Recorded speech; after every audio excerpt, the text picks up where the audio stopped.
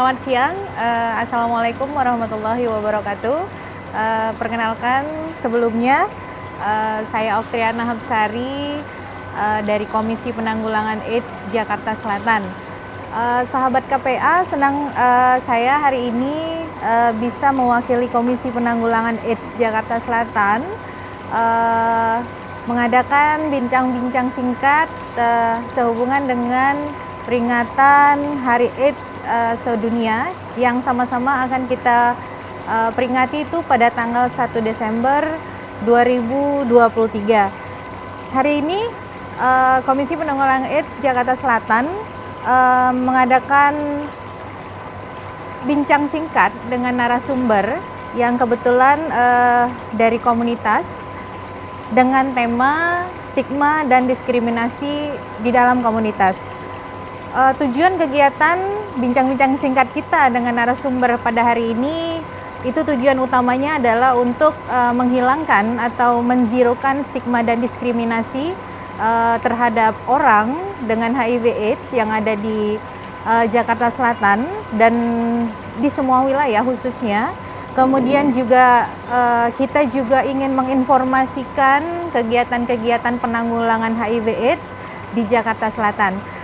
Untuk mempersingkat waktu, saya perkenalkan hari ini kita ada dengan narasumber kita dari komunitas dengan Kak Hani. Selamat siang Kak Hani. Selamat siang Mbak. Selamat siang. Gimana kabarnya Kak Hani?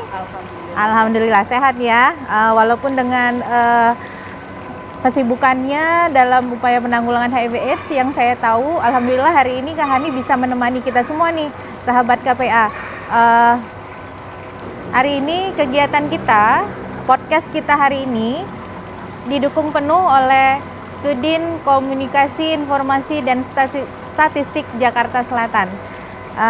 Kembali lagi saya ke narasumber kita. Saya akan mungkin Kak Hani bisa memperkenalkan kepada sahabat-sahabat KPA. Hai sahabat KPA, saya Hani. Saya di sini mewakili dari komunitas untuk wilayah Jakarta Selatan. Terima kasih. Hari-hari biasanya di mana Kak Hani aktivitasnya? Aktivitas saya lebih banyak di wilayah Jakarta Selatan, lebih sering di Melawai. Oh gitu. Iya, betul. Mungkin Kak Hani bisa kasih tahu teman-teman kan di di dunia penanggulangan HIV/AIDS itu kan kita kenal banyak nih komunitas-komunitasnya. Kalau Kak Hani ini lebih fokus kemana nih? Mendampingi komunitas apa nih? Kalau saya lebih kepada pekerja seks perempuan. Pekerja seks perempuan. Betul. Berkecimpung di dunia HIV-nya sejak tahun berapa Kak Hani mungkin? Saya mulai di 2007 itu sudah saya mulai bergerak dan berkecimpung di program penanggulangan HIV/AIDS di Jakarta Selatan 2007. Ya, iya. Pasti sudah banyak suka dukanya ya Kak Hani ya? Banget. Banyak sekali. Tapi sebelum itu, sahabat KPA, kita akan bertanya nih. Hari ini kan kita akan membahas stigma dan diskriminasi. Menurut Kak Hani nih, sebelum kita ke stigma dan diskriminasi, boleh dijelasin nggak supaya sahabat-sahabat KPA itu bisa tahu Kak Hani, HIV itu apa sih? Perbedaannya dengan AIDS itu apa Kak? Oke. Iya, biar sahabat-sahabat KPA itu bisa tahu. Baik, kalau semua orang hampir tahu HIV, tapi semua orang tidak tahu bagaimana HIV itu sendiri menularkan gitu. Jadi HIV itu adalah Human Immunodeficiency Virus.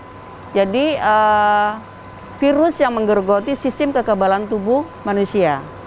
Nah, sementara AIDS sendiri adalah Acute Immunodeficiency Syndrome. Jadi kumpulan dari gejala yang menggerogoti juga sistem kekebalan tubuh manusia. Jadi sebetulnya kalau kita bilang bukan HIV-nya yang mematikan, tetapi justru AIDS-nya dari kumpulan gejala tadi. Oleh karena itu kenapa biasanya ketika orang sudah terinfeksi HIV, dia langsung disarankan untuk mulai terapi ART atau antiretroviral. Antiretroviral. Iya, jadi obat yang akan menekan virus supaya tidak berkembang menjadi AIDS. Nah, sebenarnya di situ sih Mbak. Jadi perbedaannya kalau AIDS itu adalah kumpulan dari gejala-gejala penyakit. Nah, sementara kalau orang sudah terinfeksi HIV, bagaimana supaya orang itu tidak ada gejala-gejala penyakit yang lain gitu, supaya dia tidak masuk ke fase AIDS. Oleh karena itu dia harus mengikuti terapi. Seperti itu ya. Iya. Oh, berarti boleh kakak kasih tahu nggak bagaimana sih HIV itu masuk atau menularkan, pintu-pintu mana saja sih yang bisa menyebabkan sehingga sahabat-sahabat KPA bisa tahu nih, saya harus mewarning supaya tidak tertular nih sebelum penyakit HIV. Kalau masyarakat selama ini yang kalau setiap saya memberikan informasi dan edukasi kepada mereka, mereka berpikir segampang itu HIV itu, virus HIV akan masuk ke dalam tubuh manusia. Virus HIV tidak segampang yang seperti teman-teman KPA tahu gitu penularannya menurut Kak Hani. Jadi sahabat KPA harus memahami bahwa virus HIV itu tidak semudah ketika mungkin kita pernah dengar COVID ya Mbak Okri. COVID itu akan kita berdekatan saja mungkin bersenggolan gitu atau kita berbicara itu udah cepat penularannya. Tapi kalau HIV tidak semudah itu.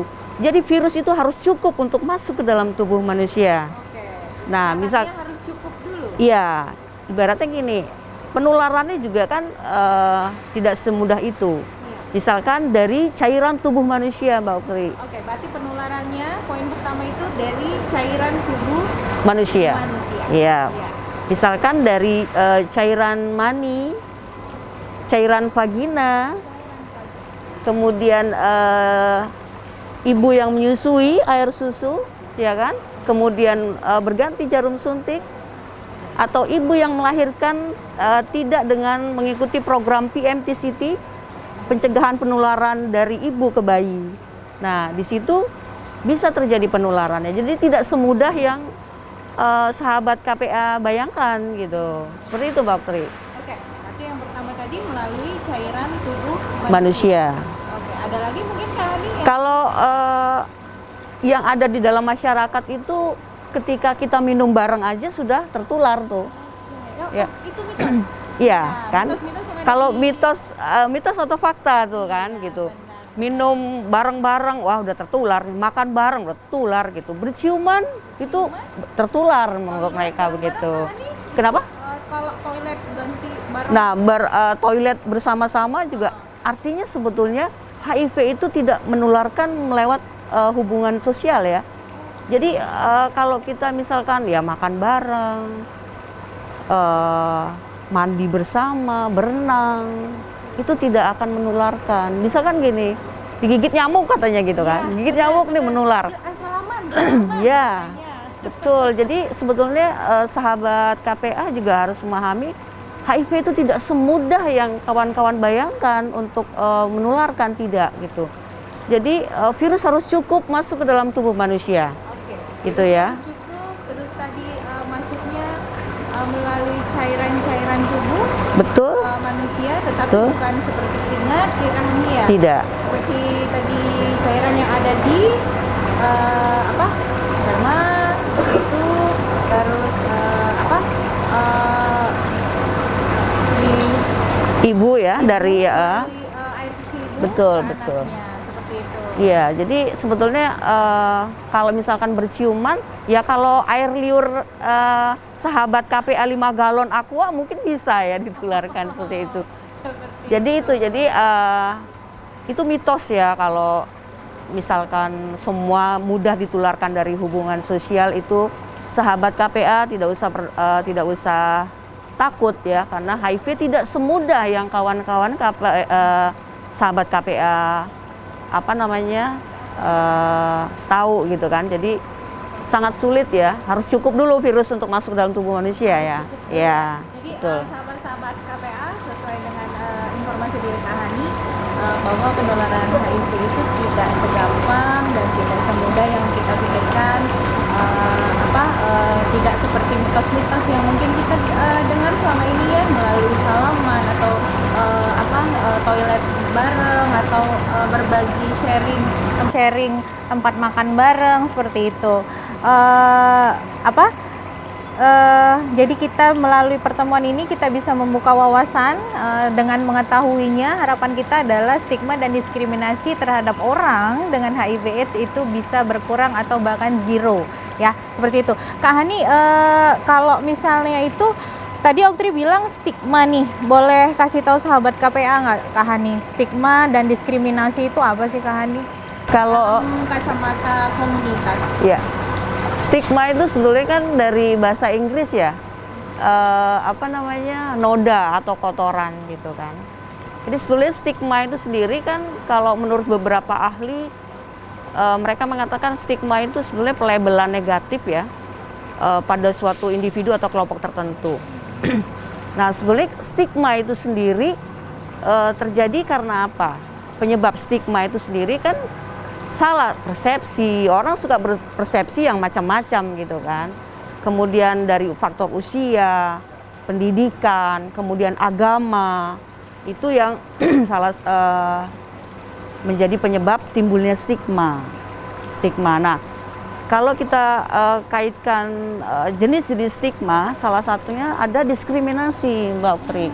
Diskriminasi itu sebetulnya juga perlakuan negatif kepada kelompok tertentu atau individu tertentu dari masyarakat, gitu kan. Nah, sebetulnya kalau kita bilang stigma dan diskriminasi ini kental nih kalau kita berbicara terkait kawan-kawan ODIF ya, teman-teman ODIF, orang dengan HIV, mereka kental mengalami stigma dan diskriminasi. Contoh Mbak Oktri, pengucilan mungkin ya. Jadi dia dikucilkan gitu kan, dikeluarkan dari tempat kerjanya, dijauhi dari orang-orang yang masuk pengucilan tadi. Nah sebetulnya kalau kita mau berbicara terkait ending AIDS di 2030, sementara stigma dan diskriminasi masih kental terhadap kawan-kawan ODIF, kita tidak akan bisa sampai ke sana. Gitu kan. Bagaimana kawan-kawan ODIF mau mengakses kelayanan kalau stigma dan diskriminasi itu masih kental, masih ada. Ada ketakutan mereka ketika statusnya diketahui oleh keluarga atau masyarakat, sehingga mundur lagi, nggak jadi lagi akses obat. Kemudian pada saat dia mengakses obat, ada juga stigma dan diskriminasi mungkin dari tempat kerjanya, sehingga putus obat. Jadi kasus loss to follow up juga semakin tinggi. Ini kasus-kasus yang kakak ceritakan ini memang benar-benar terjadi nih di komunitas. Jadi sebetulnya ketika misalkan tidak ada stigma dan diskriminasi, mungkin kawan-kawan ODIF akan bisa dengan mudah mengakses tanpa rasa takut, tanpa nggak merasa dijauhi gitu ya. Dia akan mengakses ART mungkin ya dengan mudah, dengan tanpa beban, tidak ada ketakutan, mungkin di situ Mbak Oktri. Seperti halnya saya gitu, kalau misalnya sakit gitu ke puskesmas gitu, betul, ya berobat seperti biasa gitu, tidak ada ketakutan gitu yang tadi kata Mbak tadi ada akan dikucilkan dari keluarga seperti itu ya. Oke. Kalau yang paling sering nih ditemuin nih terkait dengan label negatif. Label negatif apa sih Kak yang Kakak temuin nih di komunitas yang nempel banget nih sama orang dengan HIV/AIDS? Nah biasanya kalau mereka tuh berpikir gini, orang kurus ya. Oh, orang kurus itu ya, dia kurus, udah HIV, udah orang kurus, gitu. HIV. Ya, orang kurus itu udah dia HIV gitu. Jadi bawaan lahirnya ya Kak ya? Ya jadi tadi kan salah persepsi, kemudian pengetahuan yang salah, yang dia tidak tahu mungkin, ya itu tadi yang akan mereka berpikiran bahwa ya orang HIV itu identik dengan orang kurus. Jadi kalau udah kurus kering gitu dia HIV gitu. Nah kalau tadi Mbak Oktri bilang bahwa label-label apa yang menempel di komunitas terkait Sering banget kakak temuin gitu ketika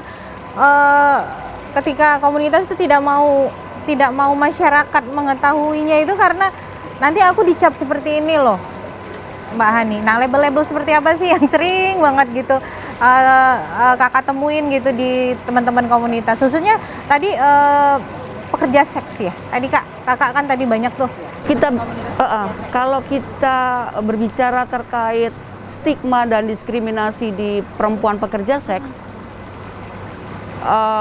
itu kan dikeluarkan mereka ya, dikeluarkan dari tempat kerja kalau mereka mereka ketahuan kalau dia terinfeksi HIV.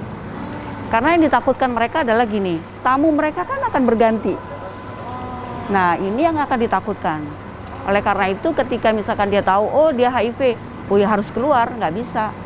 Karena nanti kita takut tadi, kalau kita minum bareng, Ketularan. makan bareng nanti udah. Jadi sebaiknya memang kalau ada yang HIV dikeluarkan, tidak boleh bekerja. Seperti itu yang sering terjadi ya Mbak Oktri. Kalau yang seperti tadi Mbak Oktri tanyakan adalah jauh-jauh, jangan dekat-dekat, nanti tertular. Nanti ketularan. Oke. Nah, sejauh ini nih, apa ada upaya-upaya nggak yang udah kakak dan teman-teman untuk meminimalisir stigma sama diskriminasi di komunitas, Kak? Sebetulnya gini Mbak Oktri, di mana ada stigma dan diskriminasi, sebetulnya disitulah kita perlu lakukan edukasi.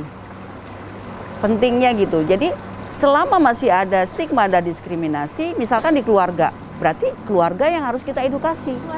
Keluarga yang kita harus edukasi. Keluarga ODIF yang harus kita edukasi.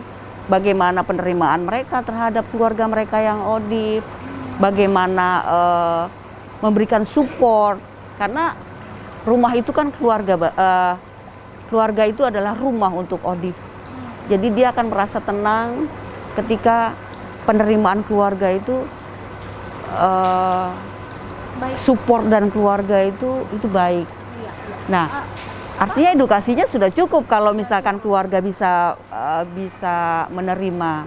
Nah, tadi kalau misalkan di masyarakat masih kental ya Mbak Oktri tahu. Nah, artinya bahwa edukasi kita belum merata nih, masih perlu lagi. Jadi kita nggak boleh merasa puas dengan yang sudah kita lakukan. Kita nggak boleh berhenti sampai di sini saja. Tapi sebetulnya kerjaan-kerjaan kita masih banyak Mbak Oktri, masih banyak. Artinya edukasi itu di sekolah-sekolah Mbak Oktri, itu KPA juga punya program ya, punya program untuk masuk ke sekolah-sekolah kan. Nah sekarang itu HIV itu sudah masuk dalam kurikulum. Nah jadi artinya bahwa disesuaikan ya Mbak Oktri, kalau misalkan dia materinya disesuaikan, kalau dia SD ya berarti materinya harus disesuaikan dengan mereka.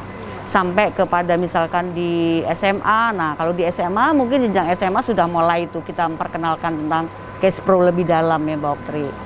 Nah sebenarnya seperti itu, jadi jangan berhenti deh memberikan, karena di mana ada stigma dan diskriminasi, artinya bahwa edukasi itu belum merata di sana. Jadi kita perlu lagi lakukan edukasi. Oke, selama berkecimpung dari tahun 2007 ya, Kak Hani. Menurut Kak Hani, udah berapa persen atau maksud saya gini, masih tersisa berapa persen stigma dan diskriminasi di lingkungan DKI Jakarta dulu? Kalau secara persentase, kalau secara persentase. Karena saya bertanya ini teman-teman karena beliau adalah salah satu aktivis yang senior. Jadi saya bisa bertanya sejauh mana nih yang sudah berkurangkah atau masih rata-rata Mbak Oktri stigma dan diskriminasi terhadap ODIF. Makanya saya bertanya karena beliau adalah salah satu tokoh senior yang saya kenal gitu. Bagaimana Kak Hani? Untuk kita berbicara di DKI Jakarta, karena kita kan mau mencapai ending AIDS di 2030. kerjaan kita belum cukup, Mbak Oktri. Masih ke arahnya panjang. Masih jauh ya. Masih panjang jauh. ya, Kak, ya? Masih jauh karena gini Mbak Oktri. Kita kan melihat 95 yang pertama mungkin sudah tercapai, orang bisa mengakses tes HIV ya gitu kan. Kemudian yang 95 yang kedua, Apa itu, Kak? 95 itu, Kak. 95 yang pertama adalah orang yang tidak tahu, iya fast track ya, tidak tahu status menjadi tahu status. Oke. Kemudian 95 yang kedua adalah orang yang sudah tahu status mengakses ART. Oke. Jadi Nah. kalau untuk 95% pertama Jakarta Selatan khususnya itu sudah Kalau kita bicara Jakarta Selatan di 95 yang pertama udah 100% Mbak Oktri. Ya, saya bangga nih sebagai orang Jakarta Selatan gitu. Jakarta 95%. Iya, 95 yang kedua. Perilaku beresikonya sudah mengetahui aksesnya itu 100% Jakarta Selatan. Iya. Oke, good. 95 yang kedua Mbak Oktri, kita di angka 82%. 82% Iya. di mana angkanya 95% yang kedua Orang masuk, yang dengan HIV AIDS. Iya. Apa? dia masuk mulai, Mengakses ARV. iya. Itu 82%. iya. Kemudian artinya juga di 95 yang ketiga, Yang ketiga, artinya viral load-nya tersupresi, itu sudah 92%. sebentar Kak, viral load yang terus supresi. Viral load ini apa nih Kak? Iya. Sahabat-sahabat kami pasti mau tahu nih. Itu kan antibodi tubuh ya. Oh. Artinya ketika seseorang viral load-nya tidak terdeteksi, undetectable, Undetectable. orang bisa misalkan gini, kalau suami istri yang satu dia positif HIV, yang satu negatif, Iya. misalkan dia pengen dia punya berencana punya baby, Oke. Oh, menarik nih sahabat KPA. Iya, Ya kan? iya. Jadi ini satu positif HIV pasangan gitu dan yang satu pasangannya negatif nih. Ayo Kak Hani, kasih tahu nih, bisa nggak nih kira-kira nih babynya nih bisa nggak Kak apa positif mengikuti orang tuanya atau ada kemungkinannya Kak untuk negatif sehat seperti anak-anak pada umumnya? Iya, jadi sebetulnya ketika viral load-nya undetectable atau tidak terdeteksi, artinya minim dia menularkan kepada orang lain. Untuk undetectable tuh apa Kak usaha yang harus dilakukan si ODIF-nya Kak? Tadi mengikuti viral load tadi, terapi viral load. Jadi ketika misalkan dia diketahui positif HIV, Ya, dia minum dia air mulai juga. ARV secara teratur, kemudian di 6 bulan pertama dia mulai mengikuti program viral load untuk mendeteksi jumlah virusnya. Artinya ketika dia konsisten, minum ARV-nya. iya konsisten dengan pola hidup yang baik juga, maka viral load tadi bisa, artinya virus dalam tubuhnya bisa tidak terdeteksi. Nah, tadi kembali lagi tadi saya teruskan. Jadi misalkan si istri negatif, si suami positif, maka ketika dia konsisten dengan mengikuti terapi, viral load-nya sampai undetectable, tidak terdeteksi, maka dia bisa berhubungan tanpa menggunakan kondom, melepas kondom. Tadi kan artinya program-program ini juga sudah dipikirkan jauh ya sama pemerintah. Jadi kalau misalnya orang berpikir ya kalau dia ODIF ya udah nanti juga Anaknya pasti ODIF. nah juga, anaknya juga gitu. pasti ODIF juga. Nah, tidak seperti itu ya, Kak, tidak ya? seperti itu. Tadi ada program juga untuk ibu yang supaya dia tidak menularkan ke bayinya. PMTCT Ada itu program, ya? betul, ada program pencegahan penularan dari ibu ke anak. Tadi ada melalui PMTCT tadi ya, sesar ya Mbak Oktri. Nah, program-program itu juga dipikirkan oleh pemerintah terkait bagaimana ODIF tadi tidak sampai menularkan kepada istri misalkan atau suami, atau dia bisa memiliki keluarga yang Sehat. Sehat. Kak, kalau minum ARV-nya tadi konsisten itu bisa kasih tahu nggak Kak sama sahabat KPA biasanya cara minumnya itu kayak gimana biar tadi undetectable? Biasanya teman-teman Sebetulnya kalau misalkan gini, Mbak Oktri, ketika misalkan seseorang dia memiliki status HIV, dia akan datang ke layanan, kemudian ada konsultasi dari dokter untuk mengkonsumsi obat setiap hari ya Mbak Oktri. Jadi obatnya harus setiap hari dikonsumsi. minum setiap hari Betul. Selama hidupnya. Selama hidupnya Mbak Oktri. Jadi sebetulnya kalau kita berpikir bahwa minum obat itu memang akan capek gitu. Tapi kalau kita membuat enjoy tanpa tekanan, tidak ada diskriminasi dan stigma, orang akan minum obat dimanapun gampang, dimanapun dia tanpa beban. Tapi kalau saat ini mungkin ketika kental stigma dan diskriminasi, orang akan mengkonsumsi obat dengan sembunyi-sembunyi. Takut-takut, aduh ini waktunya minum obat. Tapi kan celingak-celinguk kiri kanan banyak, misalkan dia tinggal mau meletakkan obatnya saja di mana, dia udah bingung. Atau mungkin ditanya kok minum obat tiap hari. Nah, gitu ya? itu obat apa dan apa ya. Jadi orang tuh banyak curiga gitu. Nah, ketika tidak ada stigma dan diskriminasi atau udah mulai mereda, orang akan santai minum vitamin. Biasanya obat ganteng katanya gitu. Kalau obat cantik, obat ganteng gitu. Tanpa beban Mbak Oktri, mereka akan mengkonsumsi obat itu tanpa beban, ya santai, ya seperti biasa. Nah, itu. Dalam arti kata mental health teman-teman ODIF juga terjaga ya. Iya, betul. Karena tidak ada ketakutan-ketakutan gitu. Ya, tadi kalau dibilang bahwa kerja-kerja kita sudah cukup atau belum cukup ya Mbak Oktri. Karena gini, kalau kita berbicara konsep pentahelik ya, itu kan semua unsur harus bersatu. Kalau saya malah melihat pelajarannya dari kasus COVID, Mbak Oktri. Coba. Bagaimana pemerintah bisa menangani kasus COVID dengan cepat. Ya. Dan terarah. Ya.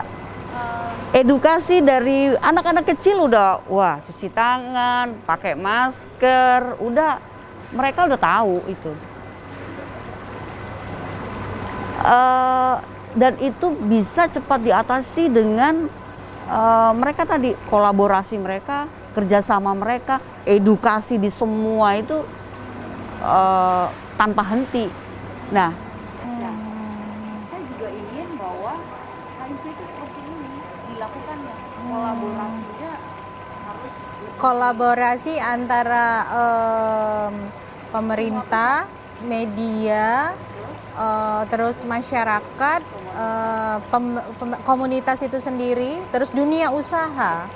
Oke, di dalam konsep akademisi, iya tentunya, akademisi tentunya dengan konsep koordinasi yang baik itu tadi ya, sinergi yang baik, kata Kak Hani, mengambil contoh COVID itu bisa, harapannya nanti HIV/AIDS itu bisa ditekan angkanya dengan tujuan akhirnya stigma dan diskriminasi itu akan hilang, seperti itu. Karena gini Mbak Oktri, di tanggal 18 November lalu itu ILO dan Kementerian Tenaga Kerja meluncurkan RAN, program penanggulangan pencegahan HIV di tempat kerja. Nah, jadi artinya Kementerian Tenaga Kerja sudah memikirkan sana. Karena kalau kita lihat kasus HIV kan itu di usia-usia produktif ya. Nah, di dunia kerja lah itu ada. Nah, karena makanya dalam RAN itu adalah bahwa semua perusahaan atau dunia kerja ada program pencegahan penularan HIV di sana. Ada. Jadi HIV udah bukan lagi dijadikan misalkan kita mau melamar kerja, oh karena HIV nggak bisa. Misalkan HIV juga tidak bisa tes HIV dijadikan tes untuk interview ya. Misalkan kamu HIV ternyata dari hasil tesnya dia HIV positif, nggak boleh kerja, itu tidak boleh lagi. HIV tidak menghalangi Tidak menghalangi. seorang Iya. tenaga kerja gitu. Betul. Jadi jangan karena dia dengan status HIV-nya dia diberhentikan seperti itu. Betul, itu sudah tidak boleh lagi. Selagi dia fit to work ya, selagi dia masih fit untuk bekerja, maka silahkan. Jadi tidak ada alasan orang HIV positif itu tidak boleh bekerja. Tidak ada alasan lagi. Selagi Fit to work. fit to work, Iya. Kenapa mereka harus dipecat? Iya. Hanya karena status HIV. Iya. Jadi sebetulnya pemerintah juga kalau kita bilang pentahelik tadi ya, dari ILO, Kementerian Tenaga Kerja itu sudah memikirkan sampai sejauh mana. Nah, tinggal kita sekarang misalkan kita berbicara tentang akademisi. Nah, sebenarnya kalau kita bilang akademisi adalah mereka yang sebetulnya punya potensial terkait stigma dan diskriminasi tadi. Nah, itu yang harus kita gandeng juga di akademisi ini untuk bagaimana bersama-sama bisa membantu kita dalam mengurangi stigma dan diskriminasi tadi. Artinya semua peran sebetulnya harus karena kalau kita bicara HIV kan nggak kesehatan aja. Bukan. Kalau selama ini yang ada HIV ya orang-orang kesehatan, itu kerjaan orang kesehatan. Nah, Orang kesehatan, padahal kan sebenarnya nggak melulu terkait kita bicara HIV, bicara kesehatan, enggak dong.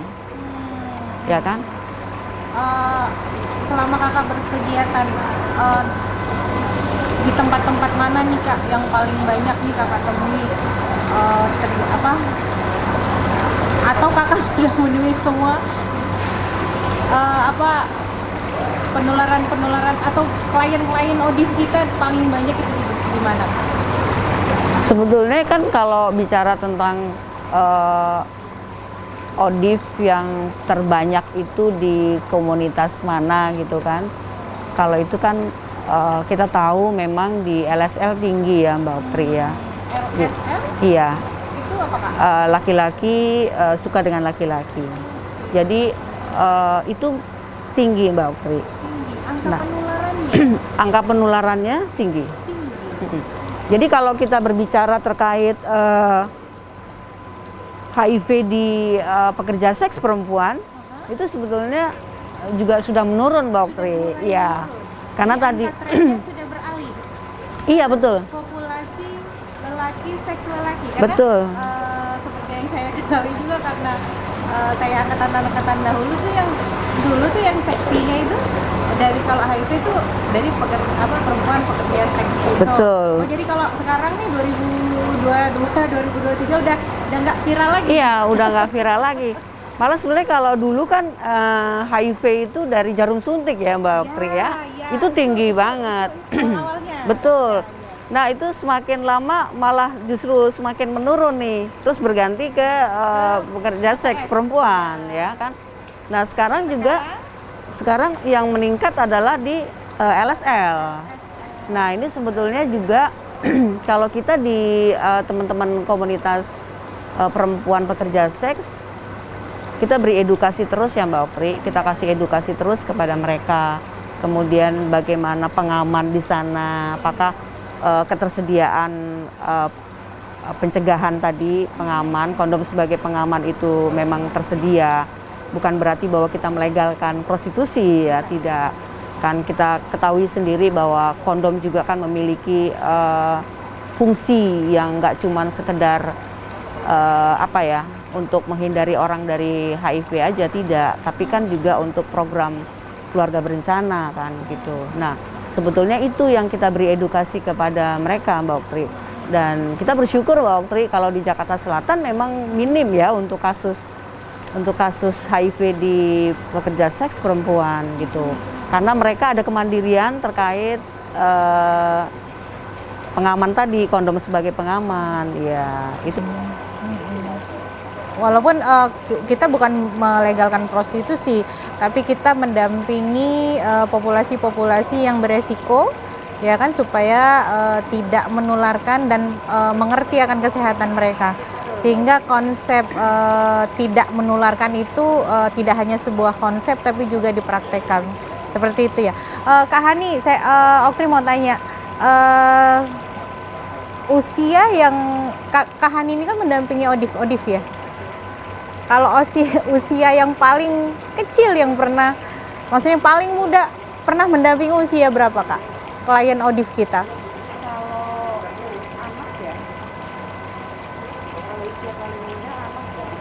Anak? 7 tahun. 7 tahun tuh sahabat KPA. Kak Hani ini bahkan mendampingi anak-anak yang dengan usia yang sangat kecil belia. Itu kendalanya biasanya hambatannya untuk anak-anak dengan HIV AIDS itu seperti apa, Kak? Pastinya kan itu bukan mereka yang bawa ya, Kak ya. Pasti ditularkan ya. Kalau usia 7 tahun kan ditularkan dari orang tuanya ya. Dari ibunya. Jadi saat tidak tahu. Ibunya tidak tahu kalau dia terinfeksi HIV.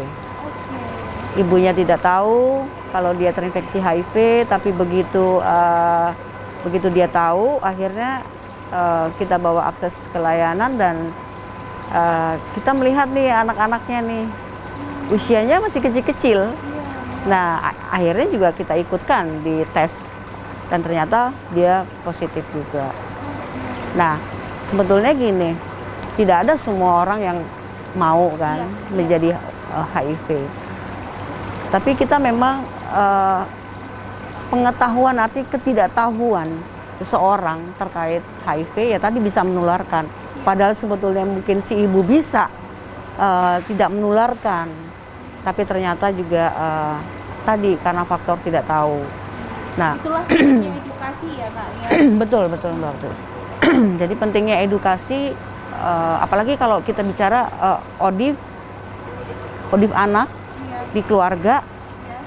Kalau keluarganya tidak teredukasi dengan baik, maka tidak tahu caranya menangani. Betul.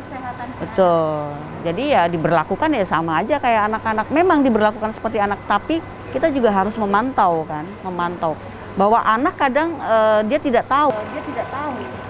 Iya, tadi yang kata kakak tadi kan pengobatan ARV itu yang obatnya harus diminum tiap hari gitu. Bagaimana dengan usia 7 tahun yang dia harus konsisten minum obat itu, pastinya perlu banget dampingan orang tua. Ya. Seperti itu. Ini perlu edukasi ya. Edukasi itu kita jangan berhenti sampai di situ saja. Terus selagi ada stigma dan diskriminasi, maka disitulah kita perlu lakukan edukasi. Kak, terkait pengobatan antiretroviral itu bagaimana, Kak? Apa kualitasnya di Jakarta Selatan? Boleh kasih tahu teman-teman sahabat-sahabat KPA di Jakarta Selatan? Jakarta Selatan tahu bahwa angka kita sudah tinggi ya. Angka kita untuk capaian di 95 fast track kita itu sudah bagus. Artinya sudah ramah terhadap komunitas nggak, Kak?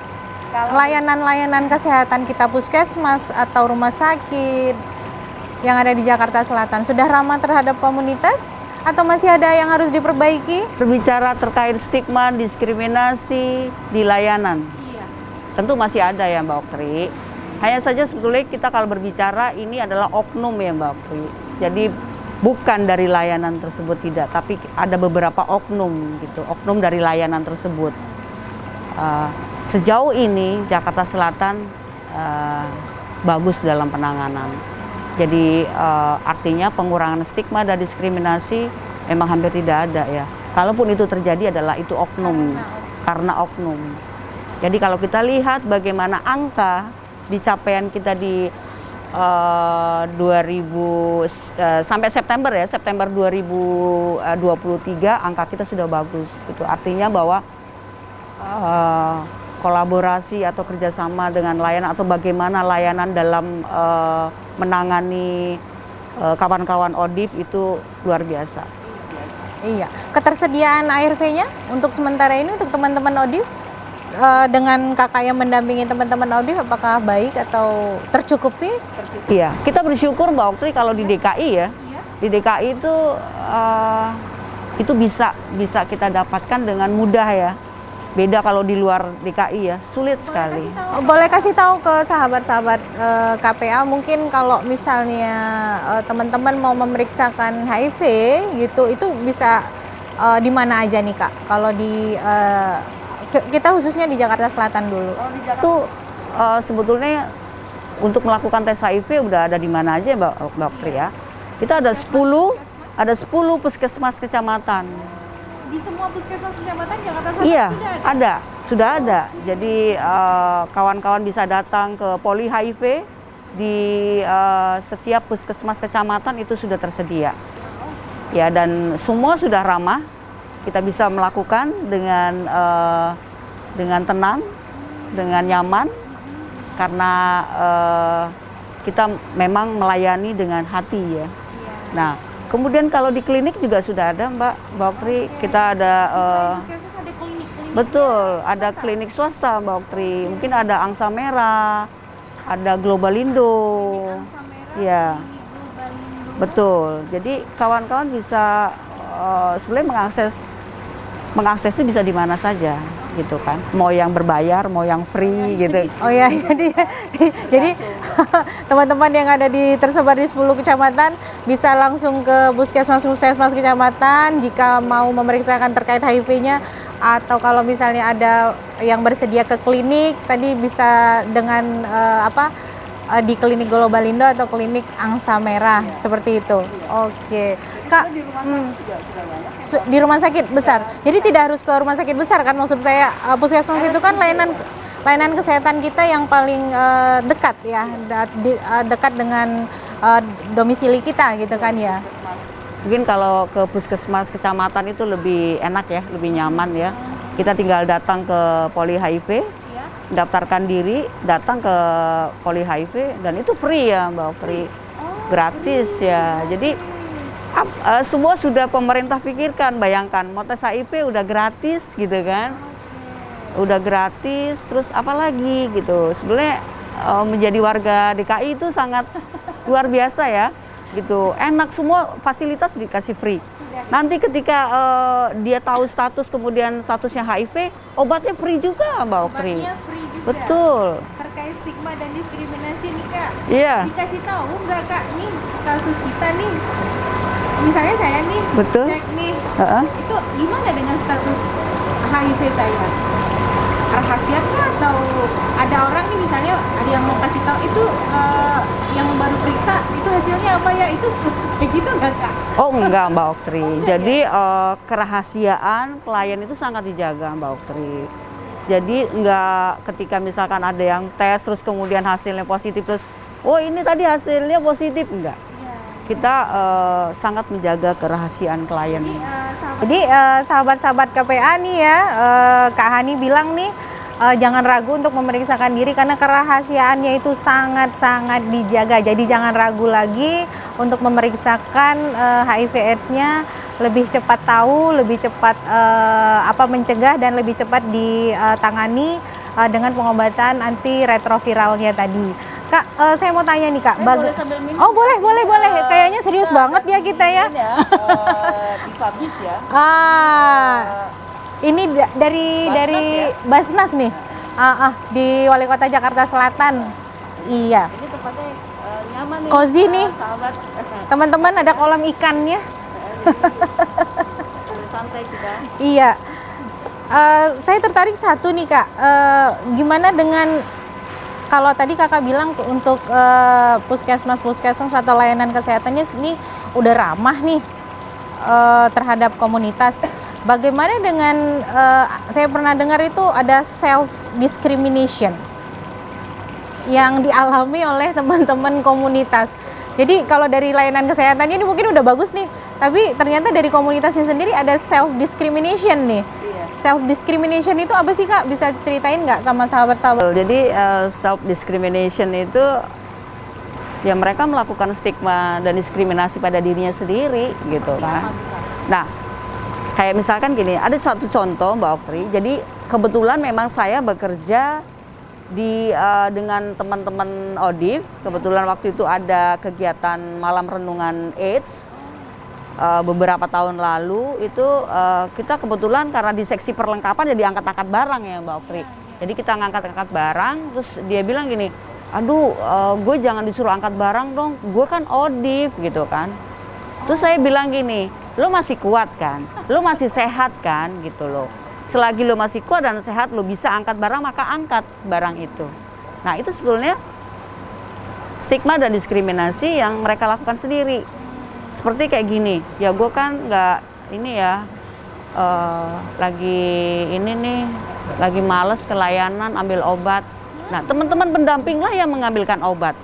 Karena selama ini kan teman-teman pendamping yang memang membantu ya, hanya membantu sebetulnya ya, tidak harus selalu mengambilkan obat, tidak. Bahwa sebenarnya teman-teman komunitas juga harus diajarkan kemandirian, mereka harus mandiri. Bagaimana stigma dan diskriminasi akan berkurang, betul nggak Mbak Oktri? Tadi bertolak belakang sekali dengan kata kakak tadi, selagi dia fit to work, kenapa tidak gitu kan? Tapi tadi ada self discrimination. Saya kan ODIF. Justru itu yang harus kita edukasi kembali untuk teman-teman komunitas ODIF. Artinya bahwa ya jangan lo merasa bahwa ya gue kan ODIF, jangan gitu loh. Selagi lo masih sehat untuk bekerja dan lo kuat, fit to work, maka silahkan. Gitu, misalkan bisa ambil obat sendiri, akan ambil obat sendiri. Jangan selama ini kan dimanjakan nih. Jadi teman-teman pendamping lah yang selalu mengambilkan obat. Mau sampai kapan? Ya, maksud saya dengan activity yang teman-teman ODIF lakukan itu justru membuat yang tadi memperlihatkan kalau dia lemah. Berarti perjuangan teman-teman aktivis-aktivis itu menjadi zero kembali dong ya Kak ya. Untuk membuktikan kalau ODIF itu bisa bekerja gitu Stigma kan. dan diskriminasi akan berkurang jika mereka sendiri masih melakukan stigma dan diskriminasi sendiri ya. Mereka sendiri menstigma dirinya mereka sendiri. Ya, gue kan ODIF. Ya udahlah gitu kan. Gue pasrah aja. Seperti itu. Ya itu sih. Seperti itu. Betul. Melemahkan diri sendiri. Oke. Menarik banget ya sahabat KTA, rasanya pengen bincang-bincang terus nih sama Kak Hani. Nah, Kak Hani satu lagi nih terkait konsep pentahil tadi, kerjasama antara pemerintah, media, akademisi, masyarakat dan komunitas. Menurut kakak ada nggak nih masukan atau saran untuk tadi teman-teman untuk kolaborasi sama-sama untuk upaya-upaya penanggulangan HIV supaya kegiatan-kegiatan kita memang tadi kata kakak tadi ada 95% itu adalah angka ya. Maksud saya tujuan akhirnya itu adalah tidak adanya lagi HIV/AIDS dari di situ kan tolak ukur kita. Di situ juga bila tidak ada lagi angka HIV baru kan artinya teman-teman sudah sadar, sudah paham gitu kan, dan harapannya adalah tidak ada stigma dan diskriminasi lagi. Gitu kan. Jadi memandang HIV adalah tahu cara penularannya, tahu cara pencegahannya, dan bila saya terkena, saya tahu bagaimana proses saya harus menangani kesehatan saya, karena sudah banyak sekali informasi-informasi yang terkait HIV tidak berhenti di hari itu saja karena sudah ada antiretroviral. Memang antiretroviral ini memang bukan obatnya ya Kak ya, baru untuk menidurkan virusnya saja. Betul. Nah, menurut Kakak ada nggak nih saran nih buat pemerintah kita, akademisi kita, atau semua yang terkait di dalam konsep pentahil ini untuk penanggulangan HIV/AIDS-nya? Iya. Terkait komunitas tentunya. Iya. Kalau kita berbicara terkait pentahelik, konsep pentahelik, artinya kita lima unsur ini harus betul-betul. Kalau di sisi pemerintah kita lihat bahwa sudah banyak pemerintah melakukan kegiatan untuk pencegahan HIV. Namun kan tidak semua. Artinya semua masalah HIV bukan masalah kesehatan saja. Jadi bukan itu kerjaan orang-orang kesehatan, tidak. Tapi semua instansi itu harus ikut juga mendukung program ini. Karena kan kita tidak bicara terkait kesehatan, ada ekonomi di sana gitu kan, yang harus juga kita kita lihat. Kemudian bagaimana peran akademisi gitu kan, juga mereka yang sebetulnya yang paling paling menonjol atau penting untuk menurunkan angka stigma dan diskriminasi. Karena gitu. Ada di usia-usia. Betul, justru juga potensial juga untuk terjadi stigma dan diskriminasi gitu. Itu penting. Kemudian bagaimana peran komunitas sendiri gitu kan di sana. Jadi sebetulnya kalau kolaborasi ini memang harus, kalau menurut saya ya jangan hanya diserahkan sama Kementerian Kesehatan saja, tidak. Tapi semua pihak harus bekerja sama. Kalau kita, kayak misalkan saya ambil contoh Mbak Oktri, di tempat hiburan. Di tempat hiburan itu ibaratnya kita juga berharap bahwa dari pariwisata membantu kita, kemudian dari Satpol PP itu juga kita berharap membantu kita. Jadi selama ini kan kita sepertinya bekerja sendiri nih Mbak Oktri. Nah, artinya KPA sudah sering Mbak Oktri kan ketahui ya, KPA di Jakarta Selatan sudah sering melakukan kegiatan pertemuan untuk semua SKPD. Artinya kita juga berharap. Nah, sebetulnya tadi informasi ini kan sampai nggak sih ke mereka gitu kan? Ketika misalkan mereka diundang untuk di pertemuan program penanggulangan HIV, sampai nggak informasinya ke instansi mereka? Nah, yang kita harapkan bahwa ketika mereka hadir dalam sebuah pertemuan itu juga sampai informasinya ke mereka, sehingga ketika mereka hadir jangan bingung lagi. Nah, selama ini yang terjadi seperti itu Mbak Pri. Harapan kita informasi ini juga sampai ke mereka. Jadi ketika kita ada masalah, mereka cepat bisa membantu kita. Karena bukan hanya kerja LSM di penggiat HIV aja ya. Jadi kita butuh dukungan dan support Mbak. Jadi ketika misalkan ada tempat hiburan yang dia tidak kooperatif ya, itu bisa kita menghadirkan pariwisata, suku dinas kesehatan untuk hadir di sana gitu kan, supaya artinya gini ya, kita ikut bukan hanya sekedar di sini nggak ada HIV ya. Nah, mereka selalu berkata begitu, di sini nggak ada HIV. Iya, bukan tidak ada HIV. Kalau saya berkata bahwa setiap dunia kerja itu wajib, karena juga dari Kemenaker diwajibkan untuk mengikuti tes HIV. Tapi kadang jadi dilema Mbak, voluntary counseling and testing. Jadi kalau misalkan itu kan sukarela. Jadi kalau gue nggak mau ya jangan dipaksa. Nah, itu yang kadang membuat saya juga agak-agak ini ya, agak dilema. Teman-teman yang kita datangi adalah beresiko. Betul. Ya, dilema saya di sana gitu. Betul. Tapi itu di sih. satu sisi voluntary. Betul. Ya. Jadi ada ininya, saya bingung nih kalau ngomong.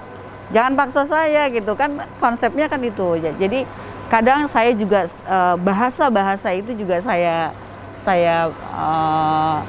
minimalisir ya. Jadi supaya bahwa bukan hanya sekedar, tapi kamu ikut berperan dalam program penanggulangan HIV gitu. Jadi sebetulnya bukan paksaan, tapi ketika kita ikut serta dalam program penanggulangan ini, maka akan lebih baik. Maka kerja-kerja kita juga akan terbantu gitu kan, dengan teman-teman mau melakukan tes HIV. Nah, selama ini memang kita rutin per 3 bulan ya Mbak Oktri.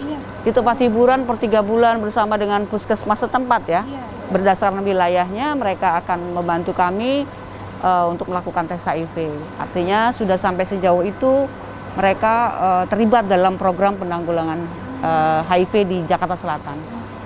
Itu bagus sekali ya, apa maksud saya, kegiatan yang dilakukan di Jakarta Selatan 3 bulan sekali, teman-teman yang punya resiko untuk menularkan untuk diperiksa ya. Ini orang-orang kesehatan ya yang datang ya gitu. sampai segitunya loh, didatengin loh. Seharusnya kan kita yang udah gratis gitu kan ya. Terus nanti kalau kena gitu ya, dikasih layanan lagi, gratis lagi ARV-nya. Tapi tetap dari kami Komisi Penanggulangan AIDS dan Mbak Hani gitu, jangan sampai kita tertular HIV-nya. Dan bila teman-teman tertular HIV, segera periksakan kesehatannya, karena sudah ada kok penanganan kesehatannya ya. Seperti itu ya, seperti yang tadi sudah saya bilangin. Terakhir bener, ada titipan nggak nih dari komunitas untuk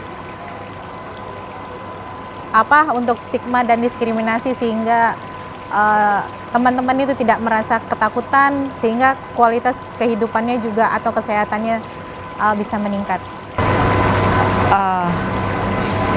Dukung kami, Ya. dukung kami dalam untuk mencapai di kita bebas HIV di 2030. artinya support kami, kerja-kerja kami di lapangan, support kami, dukung kami, karena kami tidak bisa bekerja sendiri gitu kan. Kami membutuhkan bantuan dari semua pihak, semua instansi terkait yang bisa membantu kami di program penanggulangan HIV, maka dukung kami, support kami gitu loh. Jadi artinya bahwa ketika kita tidak mengalami lagi diskriminasi, tidak ada stigma lagi, maka kita juga akan mudah, untuk teman-teman komunitas akan nyaman dalam mengambil obat kelainan, mengkonsumsi obat akan lebih nyaman, tanpa beban, tidak dipaksa-paksa lagi, tapi mereka dengan kesadaran sendiri. Itu yang kita harapkan adalah support dan dukungan dari semua pihak. Karena ketika masih ada stigma dan diskriminasi, maka kita tidak akan sampai di ending AIDS di 2030. Kentalnya stigma dan diskriminasi itulah yang membuat banyak sekali kawan-kawan ODIP yang menjadi lost to follow up. Nah, ini yang kita harapkan, peran serta semua pihak, semua instansi terkait, artinya program Pentahelix ini semua unsur berkolaborasi dalam menurunkan stigma dan diskriminasi.